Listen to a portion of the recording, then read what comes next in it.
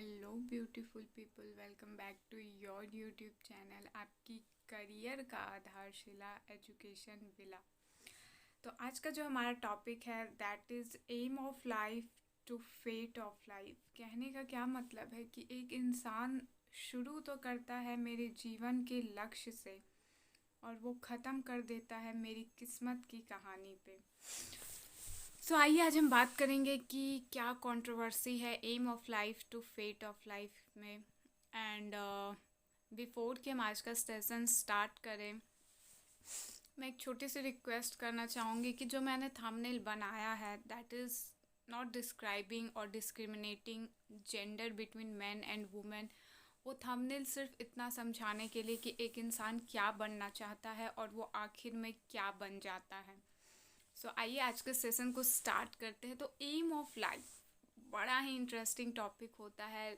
जब हमसे बचपन में पूछा जाता है कि what is aim of life, तो सब यही बोलते मैं डॉक्टर बनूंगा, डॉक्टर बनूंगा, डॉक्टर बनूंगा। बट वो बचपन होता है। द फर्स्ट इनर वॉइस जब हमारे अंदर से आती है that is the age of 13, 14 और मैक्सिमम 15। जब हम 15 साल के हो जाते हैं तब हम ये डिसाइड कर लेते हैं कि हमें लाइफ में क्या बनना है। हमें डॉक्टर बनना है, इंजीनियर बनना है, पायलट बनना है, प्रोफेसर बनना है, civil services, banking, model, actress, ये हम डिसाइड कर लेते हैं। लेकिन ये हम डिसाइड करते किस बेसिस पे हैं?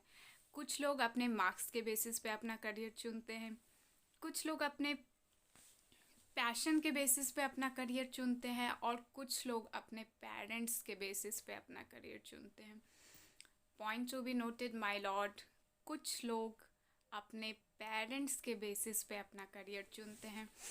इस बात को इतनी हाईलाइट करके क्यों कहा मैंने? इस बात को इतनी हाईलाइट करके मैंने इसलिए कहा क्योंकि इस बारे में हम फर्दर डिस्कस करेंगे कि पेरेंट्स कैसे हमारे एम ऑफ लाइफ में एक इम्पॉर्टेंट रोल प्ले करते हैं। तो आइए स्टार्ट करते हैं the real aim of life to fate of life. 15 साल की उम्र में हमने चुना कि हम डॉक्टर बनेंगे, इंजीनियर बनेंगे या प्रोफेसर बनेंगे और एनी गवर्नमेंट जॉब। जब हमने ये बात अपने पेरेंट्स से कही, पेरेंट्स पूरा खुश, कहा चलो ठीक है, I will support you. But what about those children जिन्होंने ये चुना कि हम डांसर बनेंगे, सिंगर बनेंगे, पायलट बनेंगे, मॉडल बनेंगे, आर्टिस्ट बनेंगे? क्या पेरेंट्स सपोर्ट करेंगे? I don't think so.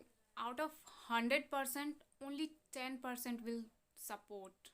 10% parents ही हैं जो सपोर्ट करते हैं और जो 90% पेरेंट्स हैं वो इस बात में कभी सपोर्ट नहीं करते हैं।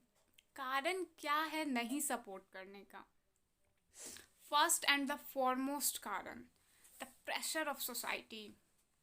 हम सोसाइटी को कैसे समझाएंगे कि एक इंडिविजुअल डांसर भी हो सकता है? क्यों? टीवी में जब हम डांसर्स को देखते हैं तब तो हमें बड़ा अच्छा लगता है, लेकिन अगर किसी का बच्चा बोल दे कि मैं डांसर बनना चाहता हूँ तो सोसाइटी के एकदम कान खड़े हो जाते हैं। सोसाइटी का pressure. Second one is generation gap. Parents और बच्चों के बीच में जो जनरेशन गैप होता है उससे भी पेरेंट्स नहीं समझ पाते कि बच्चे अपने पैशन को ही अपना करियर बनाना चाहते हैं।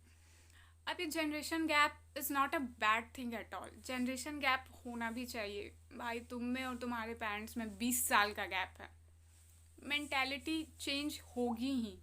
तुमने जितना नहीं देखा है, तुम्हारी जितनी उम्र नहीं है, उतने तुम्हारे पेरेंट्स ने लाइफ में ट्रबल्स देख लिए हैं। तो पेरेंट्स सपोर्ट नहीं करेंगे क्योंकि अगर eight the end of the day उन्हें सोसाइटी में ही रहना है एंड ये कहना कि मुझे सोसाइटी से कोई फ़र्क नहीं पड़ता is a really bad thing. क्योंकि अगर आपको सोसाइटी से कोई फ़र्क नहीं पड़ता तो फिर सोसाइटी को भी आपसे कोई फ़र्क नहीं पड़ेगा। And at the end of your bad times no one will be stand back by to you. कोई आपके पीछे नहीं खड़ा रहेगा। तो फर्स्ट वन इज़ सोसाइटी का pressure, second one is parents समझते नहीं पैशन को, and the third one is financial condition. अगर कोई डांसर बनना चाहता है, पहले तो डांस अकेडमी में एडमिशन से पहले उसे पैसे चाहिए, फिर कोई गारंटी भी नहीं है कि कोई करियर है भी या नहीं। तो पेरेंट्स बड़ी आसानी से क्विट करवा देते हैं, कहते हैं नहीं ये सब करियर मत चुनिए, आप एक सभ्य करियर चुनिए।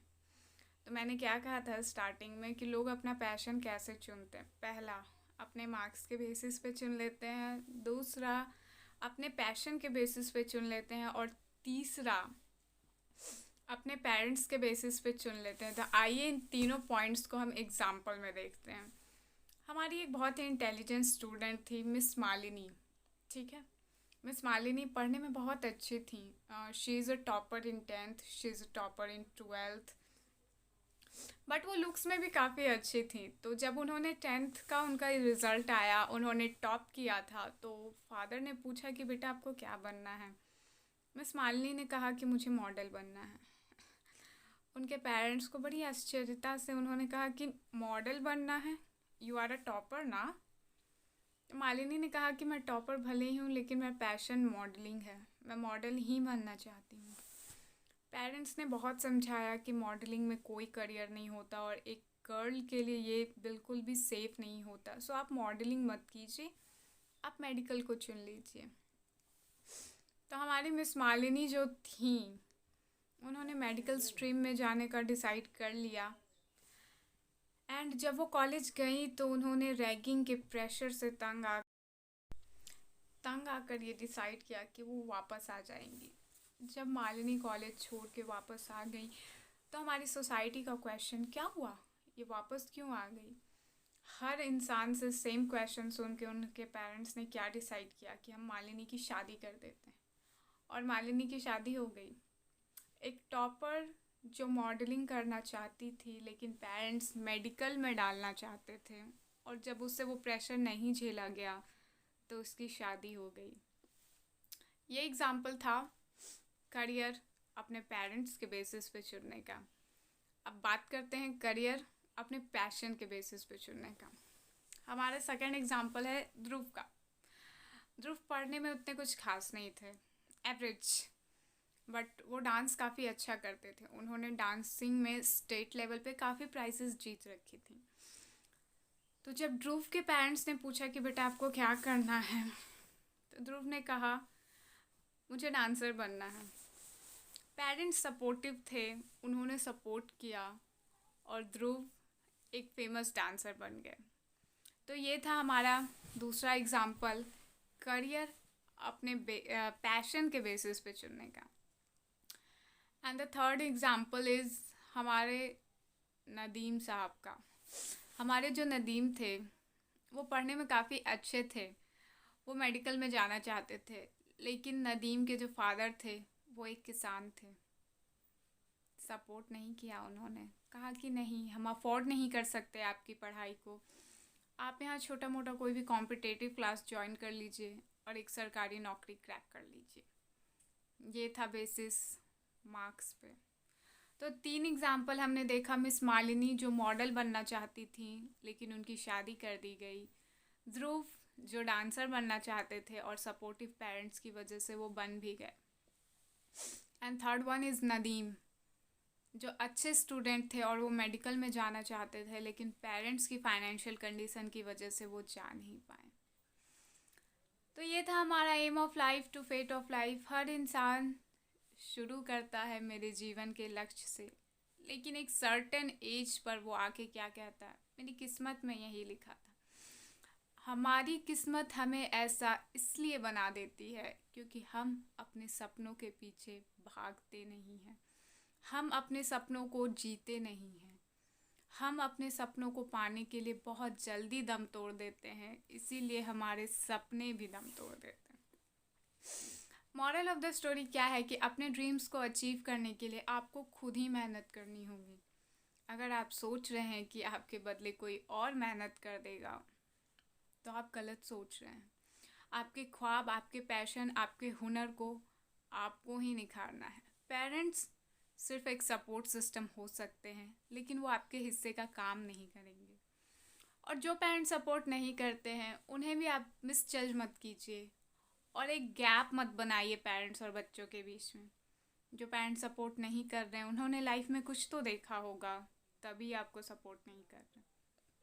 तो अगर पेरेंट्स आपको नहीं समझ रहे हैं तो इट्स हाई टाइम कि आप अपने पेरेंट्स को समझ लें।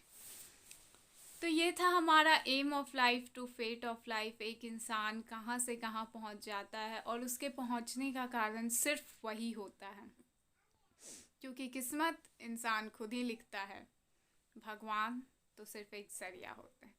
So thank you for watching. आज का सेशन अगर आपको पसंद आए तो प्लीज़ एक लाइक, शेयर और सब्सक्राइब करना ना भूलें, और नीचे कमेंट सेक्शन में ज़रूर कमेंट करके बताइएगा कि आपकी एम ऑफ लाइफ क्या है।